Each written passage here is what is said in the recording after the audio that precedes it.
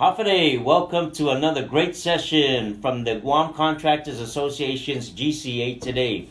And today we have a very, very special guest, great friend, Adam Barron with Cassidy's Insurance. Adam, Hey, Joe. brother, hey, you know How what?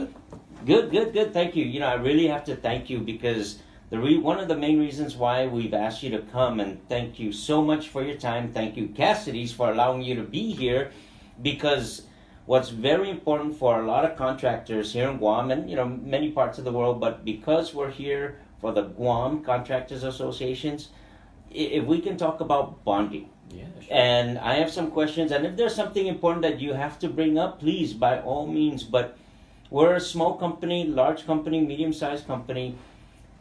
Tell us, what is bonding? Okay, so there's many aspects of bonding, and there's many types of bonding. For contractors, there's primarily three types of bonds that contractors mostly are required to post: a bid bond, a performance bond, and a payment bond. Now, if you could choose one to begin with, and really layman, really simple, as simple as possible, because I'm starting out, I'm very good at what I do, and I'm a small contractor. What would you recommend I do?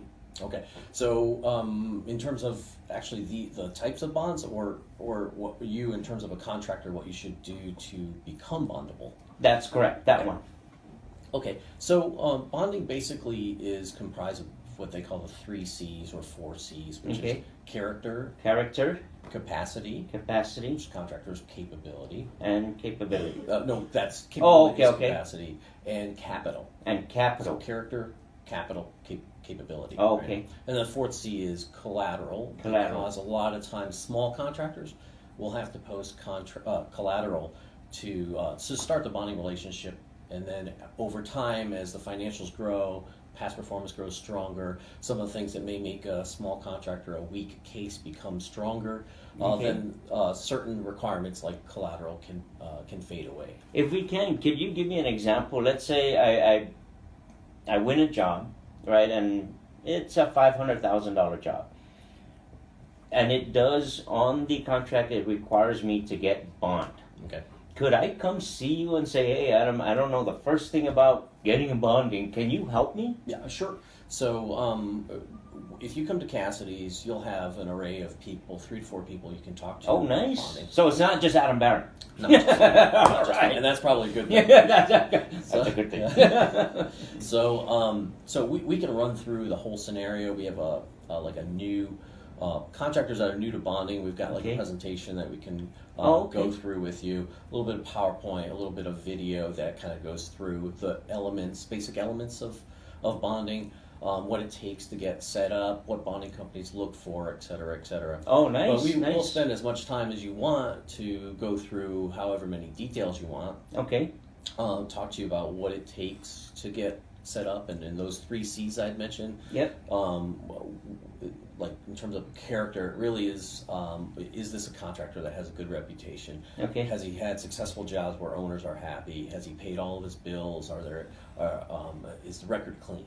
Okay, nice. And then in terms of capital, certain ratios that we could go through more detail You and I sit down, yeah.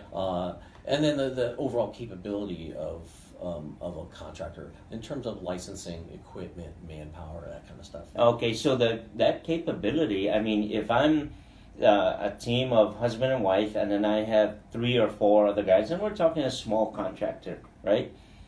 That capability, I know my profession, and I'm the very best at it. I have worked with other contractors, and they say, oh man, Joe's awesome, he does great work. However, what can Cassidy's do to help me in that capability where I'm limited to only 3 to 5 guys? I mean, how can you help me or suggest? Okay. I'll say that, all agents and sureties love the easy cases, right? Yeah. A contractor with lots of past performance, lots of working Correct. capital, and doesn't have high demands or complex demands in terms of bonding. But in Guam, we deal a lot with small contractors, and a lot are unique cases, and There's certain bonding companies that we match with the profile of the contractor. Oh, okay. For example, we have a company that has what they call the small contractor program, which fits a lot of contractors. Great. They write bonds. There's two stages of it. They can write bonds up to $500,000. They have another stage where they can write bonds up to $1.2 million, and it's Nice. very, very weak in terms of all the paper required.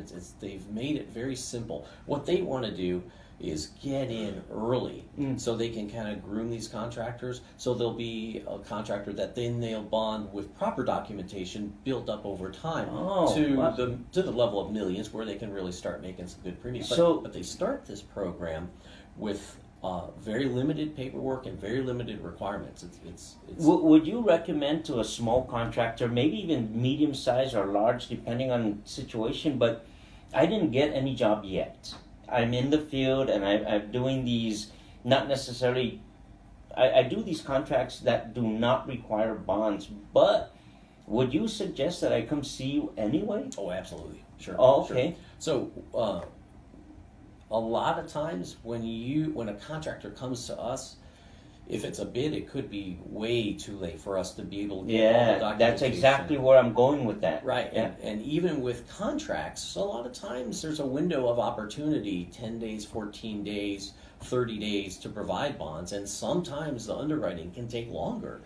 Would it be wrong to say bond? Because this conversation right here, it kind of, the word bond kind of sounds like insurance. Yeah, I mean, that's what Cassidy's is. I mean, right. It's a good point. Is it wrong to say I need to get insurance, or do I have to say you need to get bond? Yeah, get bonding. It's bonds. Okay. So bonds and insurance are completely different. Okay. The way the industry has developed, it's insurance companies that write these bond obligations because that's sort of, it fits within the risk business that insurance companies are in.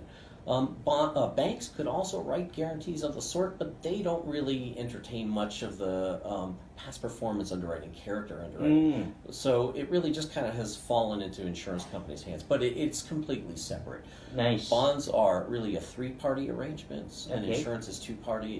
It's insurance company and insured. Correct. A loss happens, you make a claim to the insurance company, and they pay you for the value of your loss. And that helps. The deal's over. That's it. And that helps protect the customer. Right. I mean, ultimately, that's what it does. Right. But bonds are a three-party arrangement where you qualify for the bonds, but the beneficiary is actually the owner of the project, the third party. Correct. So, in order to for proper checks and balances, a contractor who qualifies for a bond and puts a bond up to an owner has to be held to their obligations, right? They have to be, their feet have to be held to the fire. They have to honor those obligations. You have to get the job done. Right, and that's a basic distinction between insurance and bonding. And bonding has the contractor indemnify like a loan agreement guaranteeing repayment back to the surety. Yeah. So you don't really get any monetary benefit from being bonded. You just have the advantage of being able to tell an owner, I can provide a bond, or there's limited competition in the bonded contractor world. A contractor who may on any job have 2 to 3 competitors because it's bonded may have 5 to 10 if it's open to unbonded projects, because then unbonded contractors. Yeah. Because any contractor can then bid against you. So it really limits the playing field, and it sort of certifies a contractor as a legitimate business. I was going to bring that up because some medium-sized and even large ones, they advertise or they say, we have bonding capability up to 10 million, up to 5 million, up to 20 million. And it kind of really sounds like, wow, this contractor is legit. Right. This, as the customer, is like, that's the contractor I want to work with and deal with. So getting bonded, getting with Cassidy's, at the onset, I mean, gosh, after this conversation, everyone should, if they're serious about moving forward or growing, they should come see Cassidy's or Adam Marin or anybody there. We love the small cases. It's sort of like a quest and just some great satisfaction of when you start bonding a contractor. And maybe it was a stretch case and they get through that first couple of jobs and financials start to grow and the bonding capacity grows, and then over a few years, when the contractor has now gotten to the point where they can bond into the millions or tens of millions, it's really quite satisfying. Wow. Well, gosh, Adam, this subject, I mean, it deserves so much more time, but we're very limited in time with this podcast. I would strongly recommend everyone out there, please check out Adam at Cassidy's. And again, extremely important subject. Adam, thank you for your time. You're very coming welcome. in. Thanks, and I hope you make yourself available in the future Anytime. for any questions. Anything. Our doors are always open. Our office is in Agania. You can call, you can stop in, you can email. We can start it off, and then we can go through the tutorial and take it from there. Awesome. Great. Thank you.